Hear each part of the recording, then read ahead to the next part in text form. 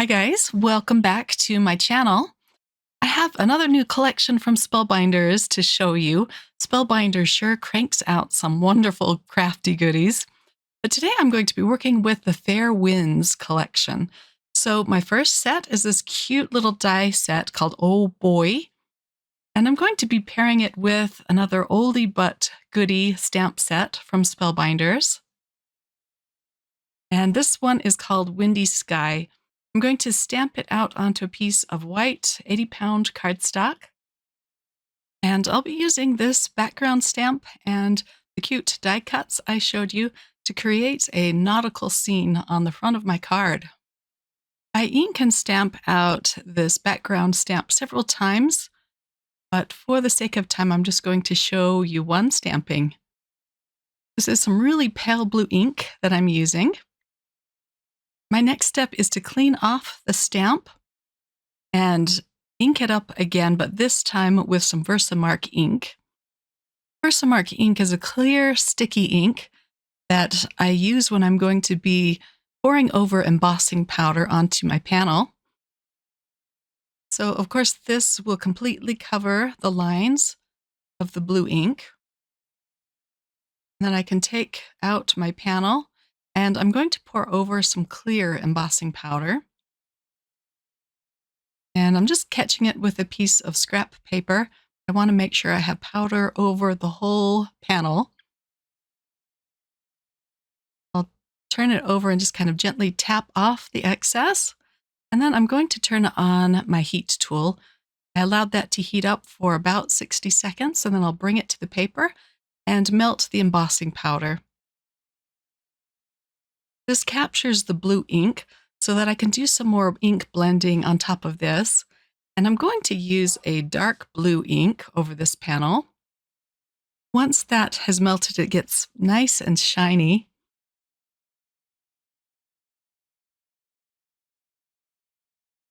And then it has a plasticky feel to it, of course. Now I can blend on some dark blue ink. I started out with an ink called Royal, and this is a Simon Says Stamp Positively Saturated ink, but I didn't like that particular blue on this panel. So I'm switching to Cadet, and I'm going to put ink over this whole panel. I'll go over it a few times just to get it nice and dark.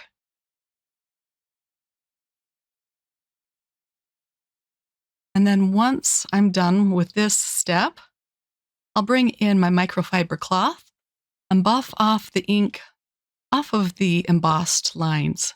You can see that it turns light blue again. This is such a fun technique. I am going to cut a panel out of this using some new dies in the Spellbinders shop. Isn't that pretty? Let me give you a close-up look. I'm using Scallop Labels and Tags set, and I'm using several different sizes.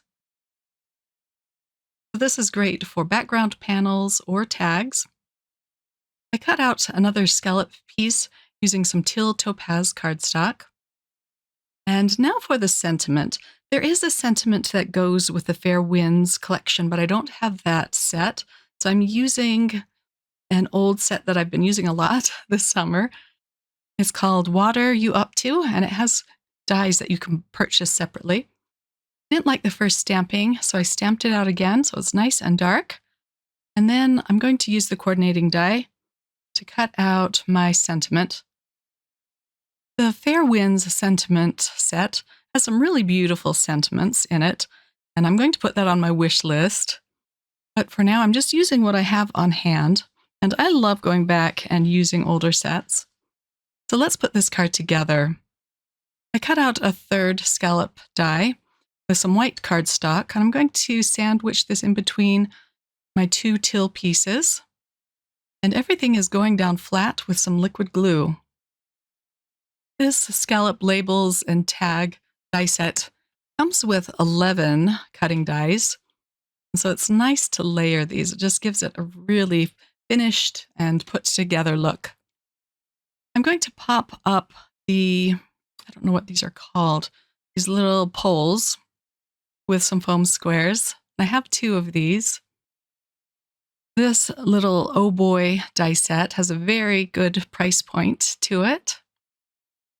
And I love that they are layering dice.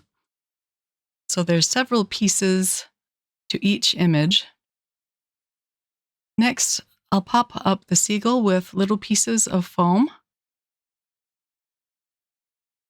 And then I'll make an arrangement at the bottom of the card with the life preserver. I put foam and liquid glue behind this. And the two buoys. I had to look up how to pronounce that. I'm not a seafaring person myself, and I live far inland.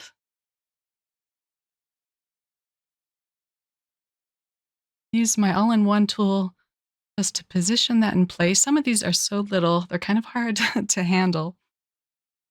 And I'll pop up my last buoy with a foam square.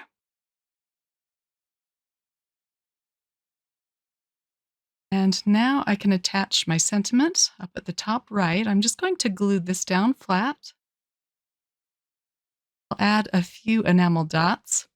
I have a pack of light blue and teal blue. I end up taking off the teal ones. They just don't show up at all on the card. I'm going to switch those out with the light blue. They show up a little bit more. But it's a very subtle look. To attach this to a white top folding card base, I'm going to put glue on the back of the panel. At the top of this panel, I'm not going to add any glue because it's going to hang above the card base. So this will still fit in an A2 sized envelope, but I will need to cut off the bottom. So I'll open up this card and cut off one bottom piece at a time. This is 120-pound white cardstock, so it's pretty thick. And then this just gives the card a fun look. It's going to be a little bit of a shorter place to write your sentiment, but I like that. And here's a close-up look at card number 1.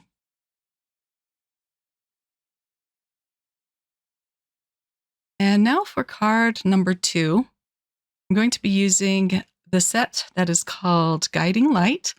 And it has the cutest little lighthouse in it and some rocks. It also has some little mini seagulls to put up in the sky. So again, it's a very well thought out, fun set at a very good price point. I'll start by putting the rocks together. You can cut out the rock and then the shadow piece on top. I'm going to show a little montage of me putting these pieces together. It did take me quite some time to figure out what colors of cardstock to use and how to do this. But once you use it, the second time you create a card with it, it goes really fast and easy. And now for the stripes on the lighthouse. Cut those out with a dark red. The pieces are embossed as well, so you know exactly where to put the stripes and the windows and the door and everything. Now for the top piece of the lighthouse, I cut this out with some graphite gray cardstock. Very top of the lighthouse, I'm going to use another piece of the dark red. And you can use as many or as little pieces of the layers that you'd like. You can make this really simple if you'd like. But being the first time using it, I wanted to use all of the pieces. Next, I'll put the silver rail down. I cut this out with brushed silver cardstock. Next, I'll glue on the door. And then there are 3 windows that you can add to it. I cut those out with some bright yellow cardstock. Sorry, they're so small. I had to make sure that my die cut was right side up. Then I have 2 more yet to add. I'm going to create a nighttime scene, so I want there to be some glowing behind the windows. There's also a little piece that I glued at the top of the lighthouse. I cut that out with more of the bright yellow cardstock for the beacon. And now let's create our scene with some inks. So I'm using a piece of Cosmic Sky blue cardstock from Spellbinders, and I want to place my horizon line. I need this to be straight, so I'm being very careful to line it up. Now for the fun part, I'm pulling in some of the stencils of the month, or June, from Spellbinders to create a cloudscape. And I'm using some white Hero Arts pigment ink. I believe it's called Unicorn White. Look how dramatic that looks on this white, on this blue cardstock, sorry. Then I'm going to put a little more of the white under the clouds.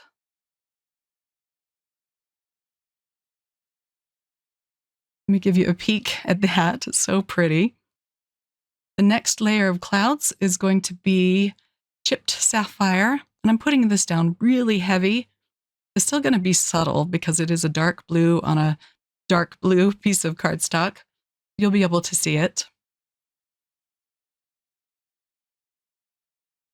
And then the next layer of clouds is going to be purple. I'll use some Villainous Potion for this. And again, I love using Distress Oxides because they sit on top of the paper. To help these clouds stand out a little bit more, I'm going to cover them back up and add some white pigment ink at the tops of these clouds. You'll see what a difference this makes. Let me blend this at the top. And then this is just going to make the whole card pop. Look how dramatic that looks. I'll do the same with the chipped sapphire clouds. Cover up the chipped sapphire clouds and add pigment ink on top.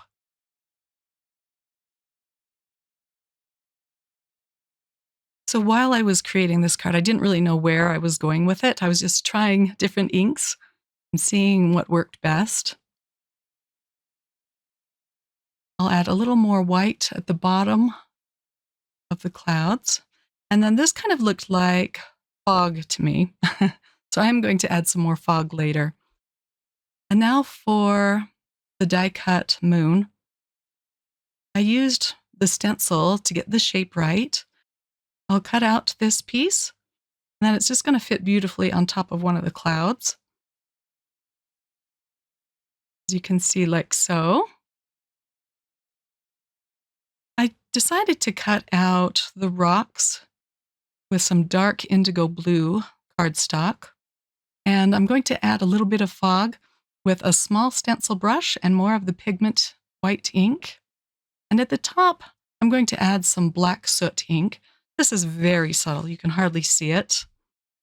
But I was just playing and trying things out and having a lot of fun putting this card together. Now let's glue the rock down. I'll glue this back in place where I already stippled on the fog.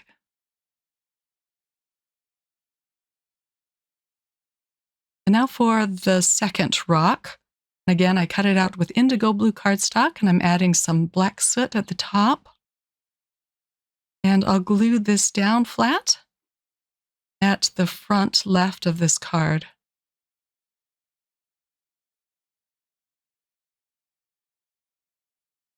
My scene is coming together really nicely. But I am going to add a little more fog. And then I'll add some around the rock in the front.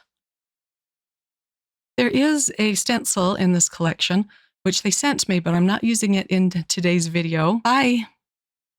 It's called Uncharted Waters, and you can create your whole scene using that. But I'm going to use that in a separate video. But for now, I just kind of wanted to paint my own scene for this card. I needed some yellow moonshine on the water, so I'm using a colored pencil to do this. Colored pencils can really look beautiful on your dark cardstocks. I will add a little bit more. I just need to bring it out to the right. I popped up the lighthouse with some foam pieces, I'll put that in place at the left.